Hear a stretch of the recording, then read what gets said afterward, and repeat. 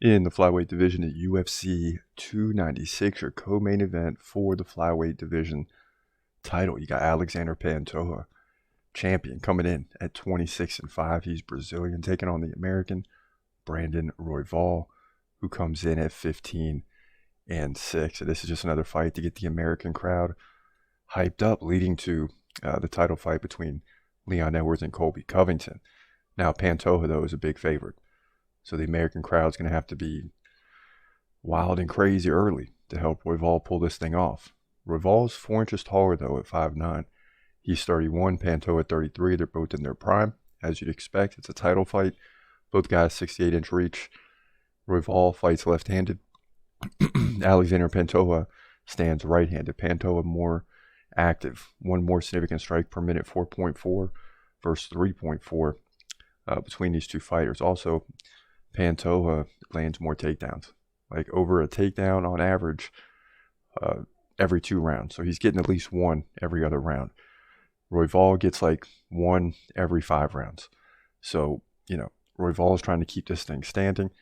And it's crazy he's gotten himself into a title fight here, because you don't see great numbers for Royval in terms of activity and takedowns. But he continues to find ways to win. Now, Pantoja, 66% takedown defense.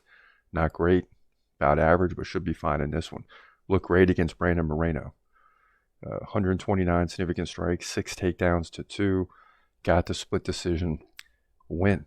And I think you'll see that fight again eventually. He also beat Alex Perez by submission. He's beaten Brandon Royval back in 2021 by submission. So that's why he's the favorite here. Royval, 39% takedown defense. That's going to be a problem. And it was in the first fight when he gave up 3 takedowns, only landed 1.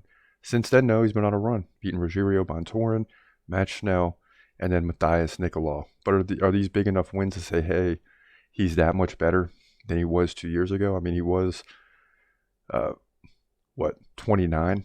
So he's like right in the middle of his prime now, so maybe he's gotten a little better, but I don't think it's going to be enough to beat Alexandre Pantoja. Although I'd like to see it happen to get the American crowd fired up for Colby Covington versus Leon Edwards, but I don't see it happening.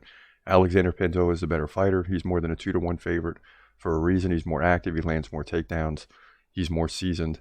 Alexandre Pantoja should win this fight and retain the flyweight title, in my opinion, likely by decision at UFC 296.